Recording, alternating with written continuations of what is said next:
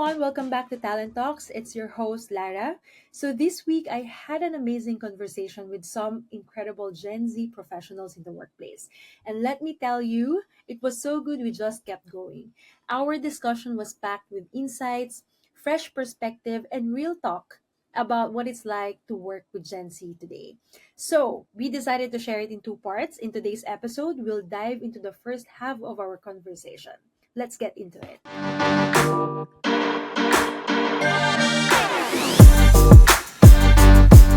Today, we're diving into a hot topic working with Gen Zs in the virtual workspace. This generation is bringing fresh energy, innovation, and a whole new set of expectations to remote teams. How do you collaborate and keep them engaged? And instead of just talking about Gen Zs, who are digital natives born between 1997 and 2012, we thought, why not hear straight from them? Right, coach? So we've got two awesome Gen Z team members from More Staffing joining us today, Keizzer and Ken. They'll give us a real, unfiltered take on what Gen Z wants, how they work, and what keeps them motivated. Hi guys, I'm Keizzer. I'm from More Staffing. Super happy to be here. Hi everyone! Super excited to be here as well and very happy to see familiar faces. I'm excited to see what we're gonna be talking about. So to give you an idea, I don't want to share their actual age, but they are fresh graduates. So you do the math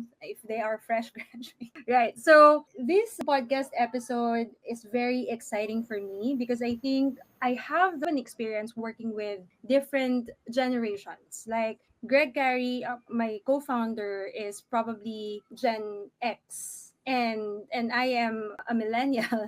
I hope I'm correct in Gary's generation, and I'm a millennial, and a lot of our talents right now are in the Gen Z generation, and it has been I've learned a lot. I've learned a lot from them. It's a collaboration, it's a learning in progress that we keep on doing. It's fresh ideas, fresh mind, fresh eyes. All of those new information that we're bringing in to our company is very helpful for our growth. And at the same time, I think it's also the experience of sharing with the other generations what we have experienced in our generation, and now I'm seeing how they're experiencing the professional setup. So very interesting because I think a lot of you listeners who are in the DTC space or e-commerce or agencies running your businesses, it is very important that we include new ideas all the time. It's us making sure that we're not disrupted by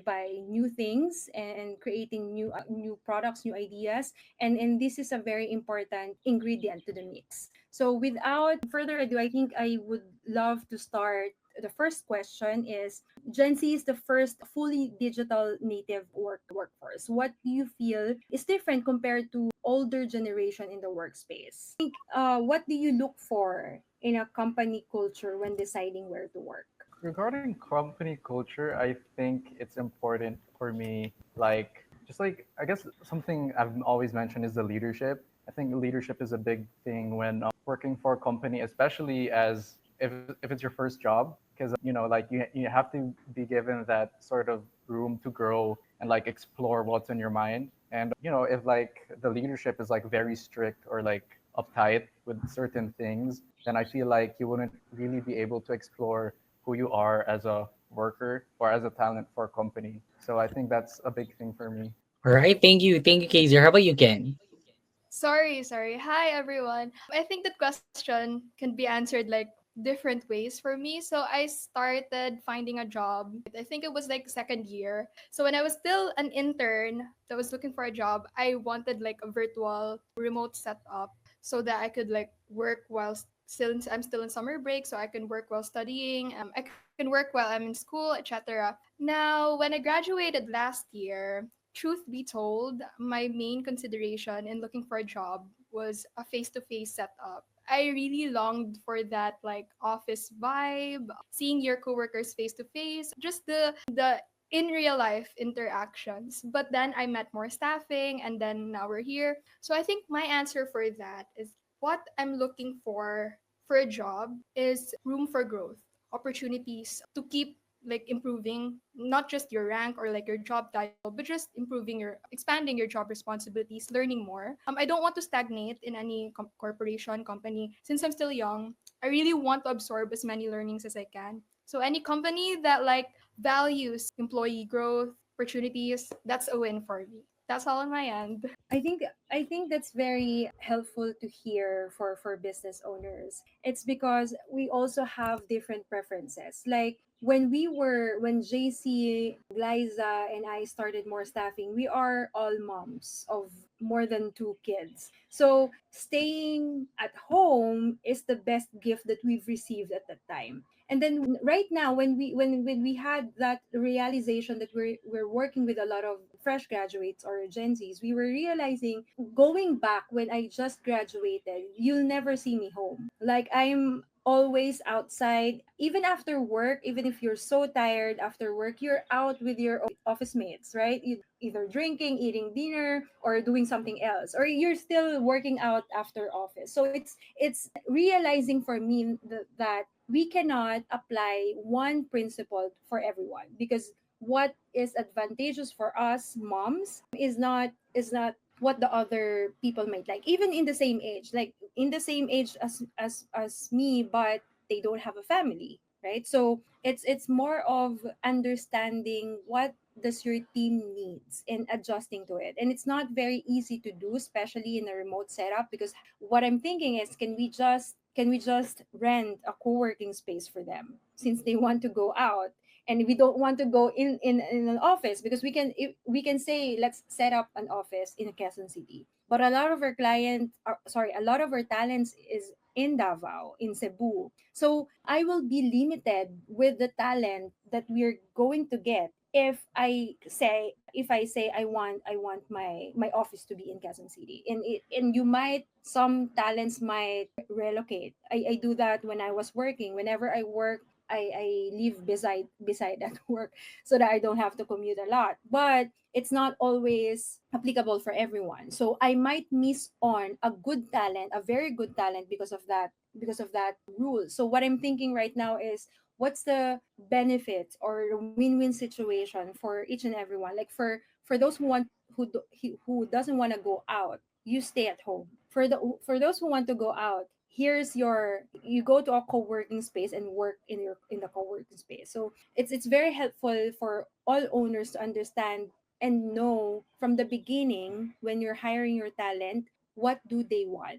Like, I remember sending out, what do you call this, I send it out to you, Ken, like the survey form. I think I send it to you, Kaiser, as well. Like, Yeah, I Yeah. yeah. some of the questions is, do you want to work in person? Do you want to work in a co-working space? Are you willing to relocate? Are you willing to travel for work? Are you willing to do domestic, international flights? Those are the questions that I was interested to know, because for the longest time that more staffing was operating, a lot of our talents are preferring to stay at home. So actually, this new batch is the first batch that I've realized that we cannot apply our existing setup to everyone, because everyone has different preferences. And I was really surprised, and I was sharing to JC that I got like responses from the team that they really prefer to do the things that what we don't want to do. So it's a good realization on my end, and I think it's a good lesson for our listeners too, on how they could start navigating or asking preferences by their team members. So I Actually, I super agree, Coach Lara, when you said that it's a very important detail for the business owners to know. And I think coming from Ken and Keizer's answer, the career landscape is really changing. Coming from, like what's rewarding way back 10, 20 years ago is really different right now. And you get to see patterns of these two young professionals who wanted a room for growth, really. And I think that is a need. That is the preference right there. That, hey, I want to belong to a company that would allow me to have a leg room for growth. Right. And I love that. I can't remember myself having those kinds of answers like them. But yeah, I think it's a really nice thing. And I want to jump right into the next question, if that's okay. yeah, I yeah. think coming from those answers, Ken and Kaiser, what's one thing you wish your older colleagues or managers understood about working with Gen Zs? Because definitely there is a difference, right? Or like there's like probably a gap or a disconnect. So this is your time to shine to tell those older people that hey, this is what you need to understand from us. Go ahead. Maybe I wanna go with Ken this time. So Ken, go ahead. The floor is Okay, so I was like thinking for like a few seconds, what do I want for like senior leaders to know? Working directly with Lara, JC, Juno as well, a couple of senior team members in our sales. Actually, I'm pretty grateful that we complement our working ethics, our dynamics really well. At the moment, I think we work really well, and I don't have anything in mind that we could like that I would love for them to know more about Gen Z. But I think one common theme that when I was starting as an intern here in more staffing and also our new interns right now, one common theme that we both faced was that during our first few weeks, we rarely had work to do. And maybe Is that what good or is that is that bad? We do that something where like when I in my first job, they handed me a huge like manual book in KFC. oh And I have for that month is to read same. the OP and manuals. Like get me out of give me more work. Give me same. at some point I was happy for a week. I was getting by reading something, but it turned out that it's a very very long onboarding session for me. Mhm. So yeah. So is that something that you wish is more organized in that sense, like the onboarding part? Yes, that could be it, more organized onboarding part. But what I wanted to share was that I think even as we're starting as an intern, you should treat us as someone who can, contribute meaningfully and productively to the company. So invite us for discussions, invite us for talks, meetings. Although the sales team is doing that. For other companies out there, if you have newcomers, please invite them to the conversation, and I'm sure they'd be happy to feel like they belong. That's all on my end. Yeah. Actually, I'd love to add on what Ken said regarding the onboarding thing. Because in my first 2 weeks, everyone was in China, and so I was like, just trying to find my own things to do. I was like, oh, what do I do? Like, I need to hit 8 hours a day, but like, there's nothing much. But I think in that sense, it also sort of helped me. Like, it gave me time to understand how things work. Another benefit I had was we had a lot of SOPs, and so I just took my time learning the ropes, reading all those stuff. And another crucial thing for me was that I had someone overseeing me and like supporting me, which was actually Ken. Ken was actually a big help for me during the beginning of my internship, because I came in like 3 months after Ken. And so, having that support system when you're onboarding is like super helpful. But to go back to the question, which I believe was like, what was the question? Sorry, it's what's one thing you wish your older colleagues or managers Ah, understood about working all with right. Gen Z? Harvey, prepare an answer because you will be asked as well after Kaiser. All right, okay. All right. But yeah, going back to the previous question, in regards to more staffing, I don't think that I've had an issue with the way the leadership communicates with us Gen Zs. I think in terms of that, Ken and I definitely hit the jackpot because I have no complaints whatsoever. And I'm not just saying that because I want to keep my job. I actually mean it.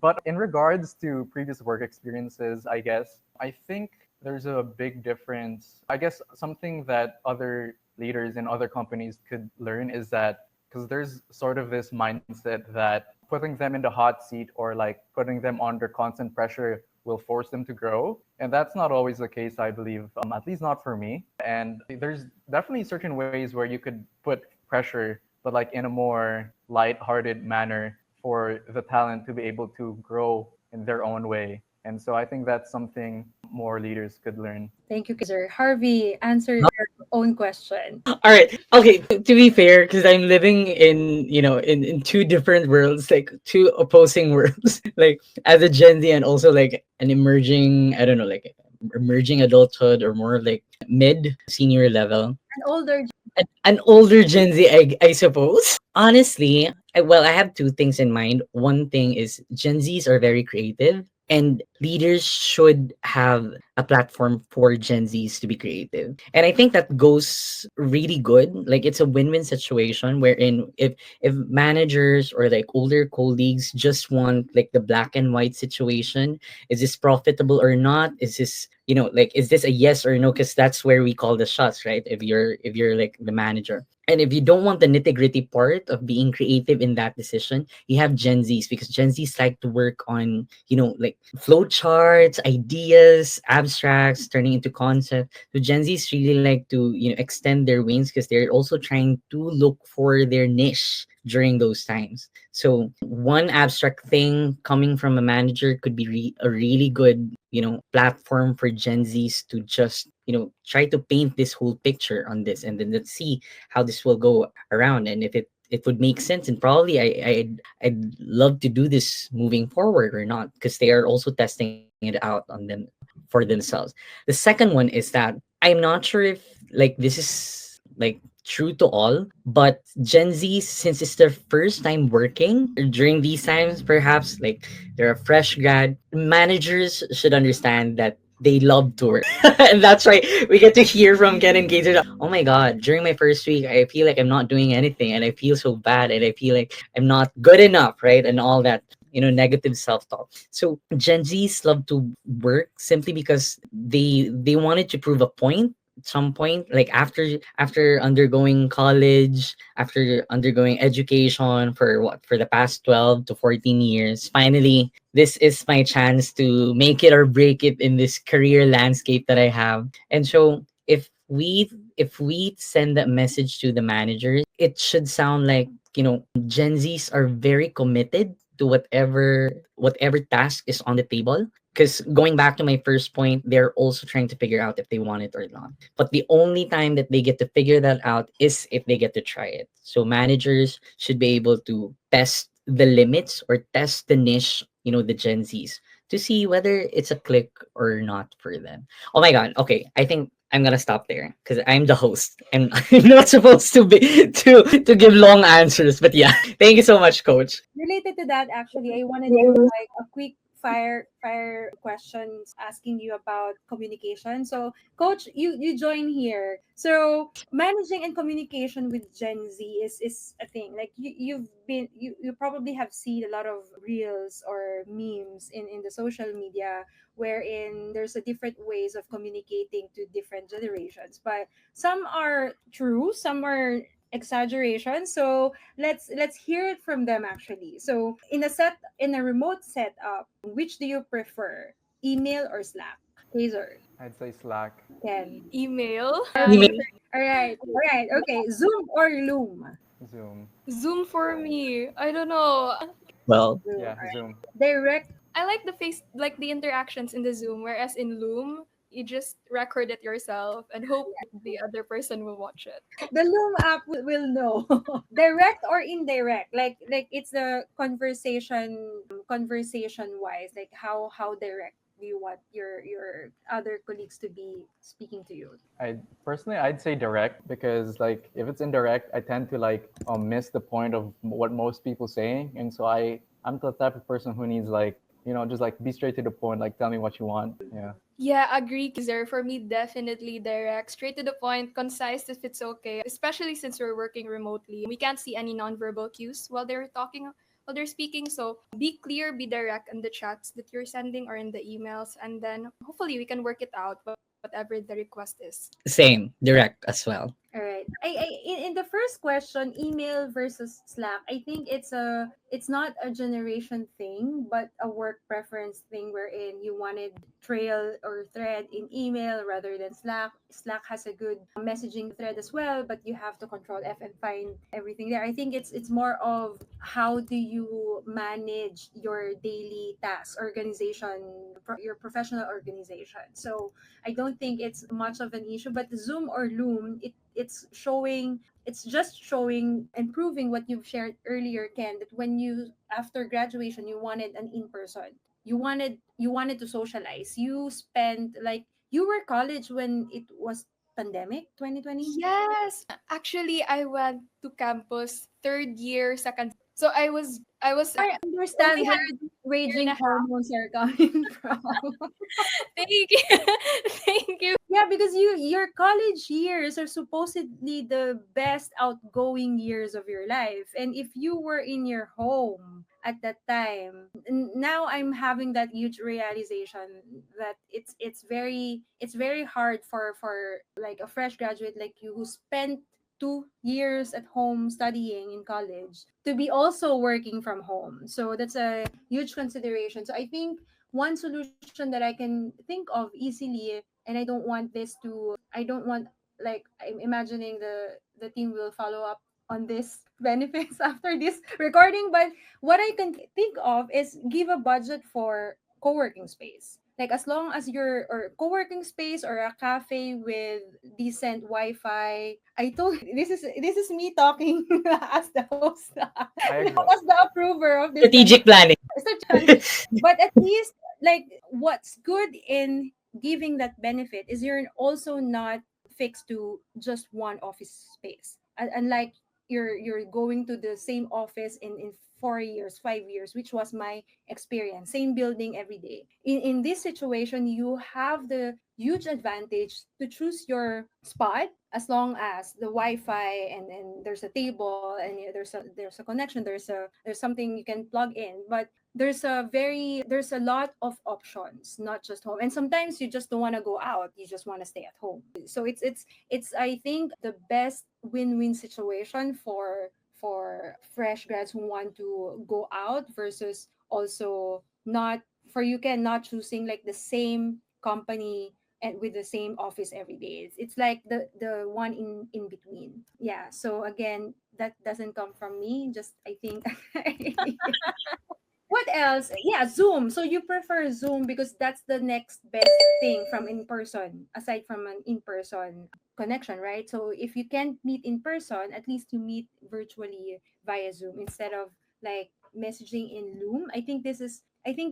This can be tagged as generation difference or preference, because a lot of my experience in the DTC space where I was supporting before, and my client is always like same age or probably older, would prefer like just recording everything and sending it to me. Like, they have a Loom library. All I have to do is I don't get to call with them for a month. When I got onboarded, all I have to do is to watch a recording video. So I think that's something that I was able to duplicate in more staffing. That's why we have a lot of videos. But noted that you want actual Zoom when there's onboarding. And direct and indirect. And this is a very important question, because in more staffing, a lot of our clients are reaching out to us to tell us the situation and asking for help to inform our talents. Meaning, they cannot directly say their comments to their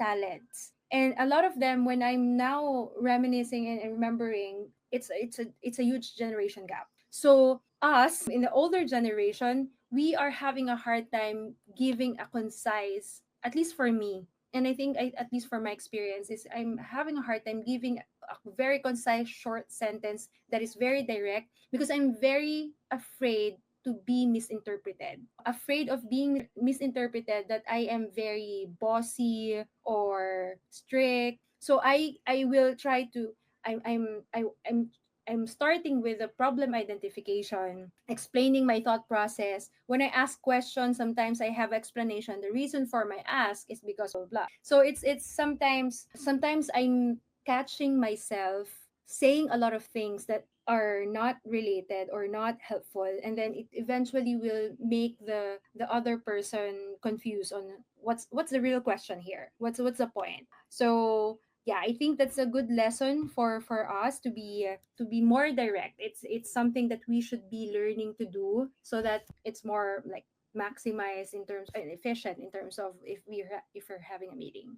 All right. And I wanted to actually flip the question, Harvey, before I move to the next question. Is what the question earlier is, what's one thing you wish your older colleagues or managers understood about working with Gen Z? I have one for millennials that I hope the Gen Z would understand. Is that I think Gen Z is a different breed of intelligent people. I think they are more they are the most intelligent working generation right now. And I say that, proving that more and more, because probably you have more experience in an online world, and I'm not sure how, but I know that it's you're more like sharper with, as compared when I was like 20, 22, 23 years old. So I wish that when there's like, because you think faster and you work faster, and it's like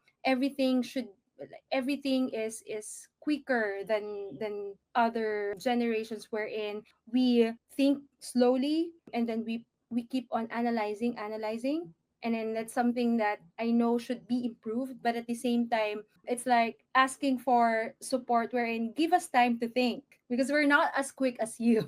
Something like that, wherein I think it's also younger generations are bolder, are less fearful.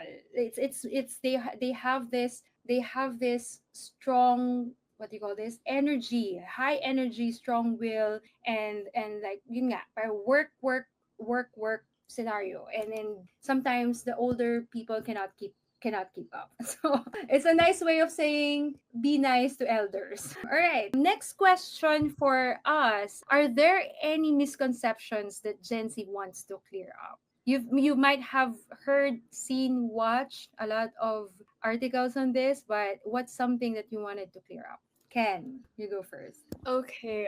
So from the top of my mind, I don't think the More Staffing team has any misconceptions with us Gen Z, but I think my dad, who is a working Gen X, he's been working in sales for like more than, I don't know, a couple of decades. He's in a B2B, B2C multinational company. His misconception with Gen Zs are that we are lazy, we move slow, and we're always on our phone and laptop. So when he thinks that I'm on my phone and laptop, he thinks that I'm just playing games or watching Netflix. He doesn't know, and he doesn't think that we can work while on our phones and laptop. So I think it's just a very traditional, I don't know, misconception, and also kind of related with the question earlier, that what we want senior leaders to know, or like Gen X, millennials. My dad thinks that his Gen Z junior staff are not working well because they do not respond outside of office hours. And I keep saying him, there must be boundaries in place. Since he works face to face, there's like 8 to 5, but sometimes he requests the reports like during the evening, and he would complain to us that basta Gen Z, wala jud tamad jud na sila. That means Gen Zs are lazy because they're not responding to his WhatsApp messages. So like I just want to say to him, respect the 8 to 5. They're working even on their phones and laptops, and we are not lazy. Yun lang. You're right, Ken. In my previous work, even in shower, You're almost in labor. You're in the hospital to respond, and you have to answer at 2 a.m. if your boss is calling you. If you don't answer, then you're not committed. So maybe that's the reason why, and I experienced that a lot. That is the reason why our when if we don't respect the boundary, we will expect you to do what they have done to us. So it's our trauma transferring our trauma to you. So I think it's a boundary that you've set, or that your generations have set, that we didn't have. Like even us, it's reflecting on our working style right now, that we strike anywhere. So it's very helpful for millennials and Gen X to understand that it doesn't, like, boundary doesn't equate to being lazy. So thank you for sharing. Thank you for sharing. That's so true. I understand your dad is coming from, but noted that you're just protecting the boundary, and working on your time. All right, Keizzer. Yeah, honestly, I'd have to agree with that. My dad's sort of the same. He's a business owner, and working in the construction industry, like that industry is like working 24/7. Like if there's a problem on site, you got to be ready to go, even if you're on 2 hours of sleep or no hours of sleep, right? And he also complains about, like, why do people not answer my calls? Like, I get you're out of work, but like that's how the industry runs. You gotta be always working if you want to be great, if you want to be successful and all that. But yeah, I think that that's a big thing. I think setting boundaries for people, because not everyone wants to like have that sort of work lifestyle, or perhaps outside of their work with you, they're maybe they have a part-time gig that they're unable to. That's why they're unable to just give them your undivided attention, right? And so yeah, I think that's one thing. Actually, that's the main thing. I can't really think of other misconceptions about Gen Z. But yeah. I think this is one of the best learning I can get from this, from that conversation, is because this is very true. This is really happening. And I think in the beginning, what I would advise is that when you're starting to hire a different generation, a Gen Z that is a business owner can hire a millennial. It can be the other way around. Like there are lots of DTC owners in the 20s and 30s right now, so they can hire it. Either way, I think it's the alignment in the beginning about the working hours. Like what works for you might not work for the other talent. So it's making sure that you're setting boundaries right away. Like if someone is requesting for an immediate call, or someone is asking for a call, and that's outside your working hours, then there shouldn't be an expectation that 100% it will be answered. It can be answered if you're free, if you don't have other activities, but you're not obliged to get that call because it's outside the conversation. It's a different expectation wherein you set it right away. Like I just want to give an example that in supply chain, this is one of the non-generational difference, but it's a work difference. Supply chain, because of the logistics part, we're usually working really 24/7. So regardless what generation you're working on, if the delivery did not push through,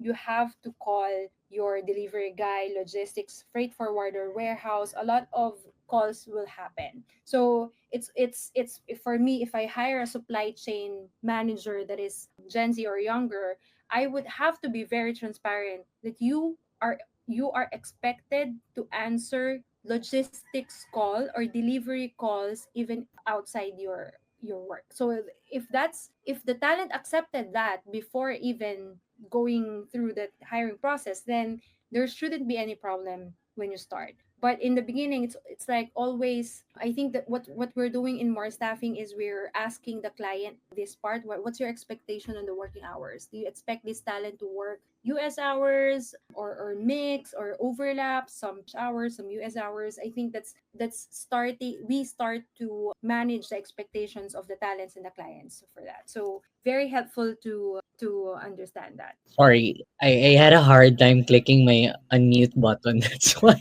Anyhow, probably I'm not a Gen Z anymore. But yeah, thank you so much. It's really like Sorry. when you're in the border line, I think it's really experiencing both, because I am also like seeing, I'm also experiencing that I feel like I'm more Gen X than millennial. So Mm, so probably that's your case, coach. I know. I probably think it's a generally generational thing, or maybe my mantra this year is really just to just chill and transition better. And that's a wrap for part one. But don't go too far. There's still so much more to unpack. In our next episode, we'll continue the discussion and conversation and dive even deeper into what makes Gen Z thrive in the workplace. So make sure you're subscribed, and we'll see you in part two.